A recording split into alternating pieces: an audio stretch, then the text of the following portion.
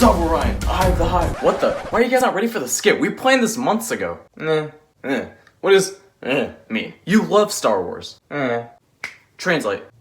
What is the problem? It's a Star Wars, you know. It's just not the same anymore. Well, yeah, there were a few missteps. And then one more. And then whatever this was. But don't forget Solo.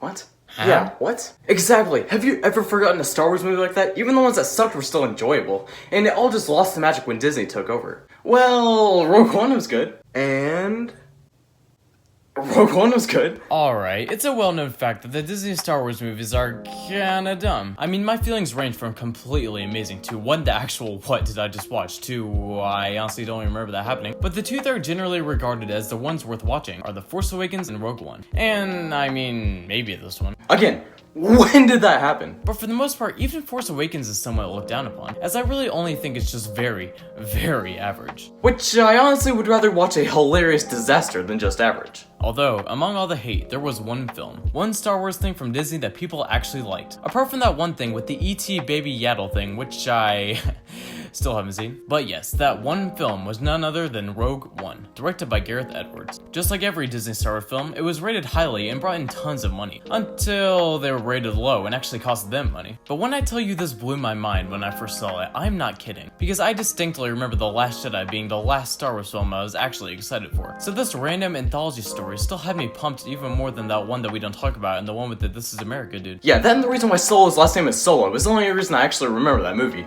even though I really wish I didn't. Seriously, what was that? And even though I was already pretty interested in the film, I was still blown away by it. And out of all the Disney Star Wars movies, it's definitely the one I rewatched the most and left the biggest impression on me. So, if I can convince you that it's actually a really good movie, will you guys help me do the skit maybe? Good luck. There's so many structural flaws with this movie. Well, compared to everything else it's up against, it's not that big of a deal, is it? I mean, I've kind of already forgot a lot about this movie, so I'm down. Hey, whoa, what the heck? Where'd J-Hawk go? Oh, he's trying to figure out what Solo is. Is that the kitty one with the weirdly thin lightsabers? Okay. This is Rogue One. So let's just start this off with the positives first, because this movie has some of the highest highs out of any Star Wars movie. And also the lowest lows. Shut it, okay?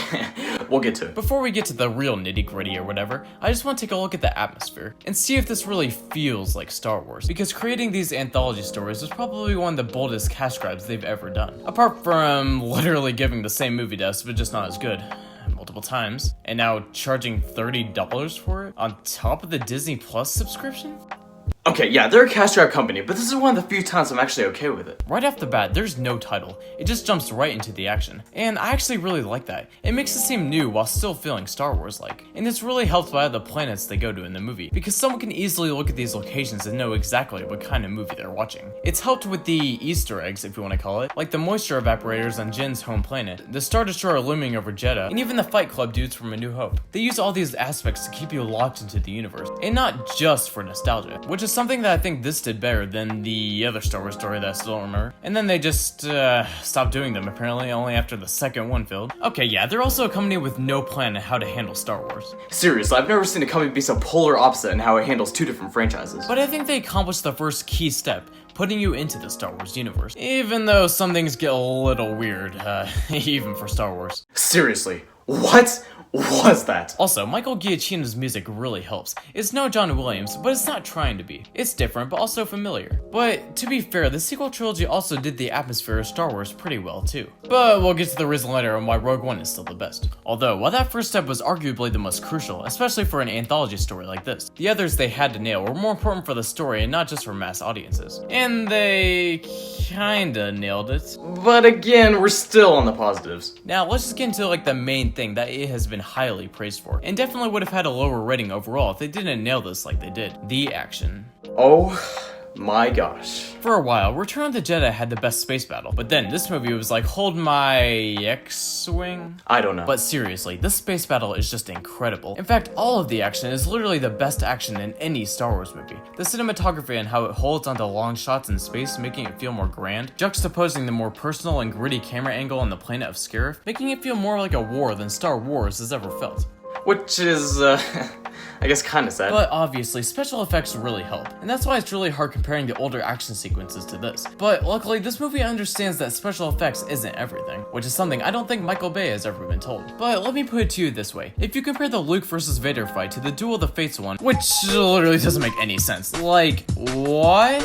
Why didn't they just shoot him right here? I mean, come on, he didn't even have his lightsaber out, and he was distracted by taking off his evil cloak thingy. But anyway. If you compare them just off looks, then yes, this is way better and more exciting. But what this lacks is substance. Because you don't watch Luke vs. Vader for the choreography, even though it's not that bad. You watch it because you love these characters and want to see what happens to them, because you care. Literally, when episode 1 came out, who even was Maul? Did anyone care to explain, like, anything? But it isn't just the special effects that make this whole third act basically so amazing. Because if you compare this to any of the ship battles in the sequel trilogy with the same effects, this is clearly better. Why? Because of stakes. In The Force Awakens, you have Poe. Okay, what's his goal? Blow up the reject Death Star. Got it. Why? Because it's about to explode a resistance base, I think. Okay. But tell me what happens if the Not Empire succeeds.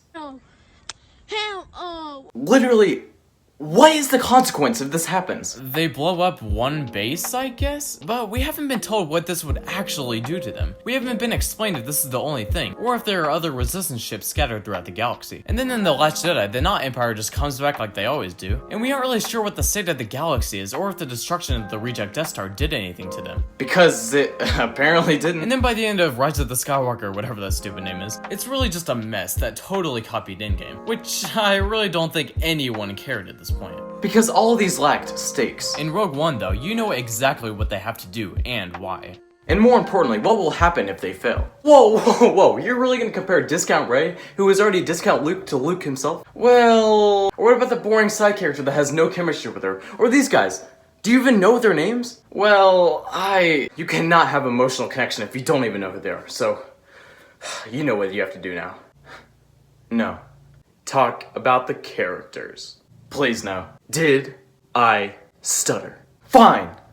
Is Solo the one with the little plastic blocky characters who move awkwardly? That's Legos, right? I don't think that's it. Well, here are the characters. Okay, let's just get right into probably the main criticism of the film. The characters. I mean, they're there. There's almost nothing to them. However, I don't think it's all that bad. What? Hear me out. Apart from the amazing and iconic K2 droid and Donnie Yen's samurai character, they're all pretty bland. And again, to be as fair as possible, I do think the performances in The Force Awakens were far better. I mean, I really remember a time where people liked Rey and Finn, and in that movie, they had actual emotion. But the thing I think these random whatevers do better than them is relatability. And that one aspect is basically the only thing they had to get down in a war film. And they do it. Even though Rey had a better performance, in the first one at least, is there really anything relatable about her? No, she's perfect at everything. And like, yeah, that's already a well-known fact and has been brought up in countless other arguments. But the difference from her and the other is that the other one has to actually work towards her goal. Have you seen Rey struggle like this or even look this determined? No. And that really goes for all of the characters. They have determination. And that combined with the established stakes, like I said before, make those two go hand in hand perfectly, to where we just get to sit back and watch it all play out, not really knowing what's going to happen. And that's kind of why I'm okay with the characters not really having any arcs, or, well, really anything at all. Because this is a one and done film. Literally, because everyone dies. And so they got to go all in, rather than just messing around for 3 films and 2 directors course-correcting each previous movie while still have no idea what to do with the characters. In fact, some of the character arcs in this movie were better than that whole trilogy combined. Out of all the ones that they have attempted, keyword attempted, I think Diego Luna's character has the best one. He says that he has been fighting for his whole life. And I think what they were hinting at in the prison scene is that he's been trapped in this ongoing war and has never gotten a chance to settle down. Kind of like Steve Trevor's character arc if they didn't care enough to flesh him out. And then, when they have to go Diego go out of there and end up on the beach, that final scene is really the only time he got to relax with someone he cared for, even if it was just platonic. Which, again, was pretty good. So that's not to say that all characters were bad, even though most were just passable. Even the completely wasted Forrest Whitaker character and director Krennic dude. But the fact that they seemed so relatable and the fact that they were determined to get something done which had consequences was enough for me to like them. Because trust me, there's no annoying character like Jar Jar or, well, no, just Jar Jar. They were all just perfectly okay. Yeah, but there really wasn't anything that stood out that much in this movie. You mean the best scene in Star Wars history? Wait, that was in this movie? Wait, right, is Solo the one with the Spock guy? That's not even Star Wars. Yeah, imagine not being a Star Wars fan like us. May the Force be with you. Wait, isn't Last Jedi or whatever the one with Lando? No, that's Solo. Wasn't he in another one though with the chick who's like a bow and arrow where literal lasers exist in the universe? Whatever. Wait, it has Benicio del Toro's character playing all that. Oh, you're right, whatever. Oh, wait, guys, I got it. Solo's the one with the heist thing where they turned into Ocean's 11 and had that train thing or something. Okay. You know what the problem with Star Wars is now? I just don't care enough. Not that I don't care at all, because Disney will definitely continue to milk films, and me and the billions of dollars included will still see it. But I don't care enough to actually want to see it, more that I have to see it. I completely remember seeing The Rise of Skywalker, the 9th film and supposed conclusion to this whole thing, and not even being excited for it. And you know what? I left with those exact same feelings. No more and no less. And for something as grand as Star Wars, that's even worse than something awful. Because then you failed at being a fantasy. They failed at drawing people into this new world and caring about these new characters.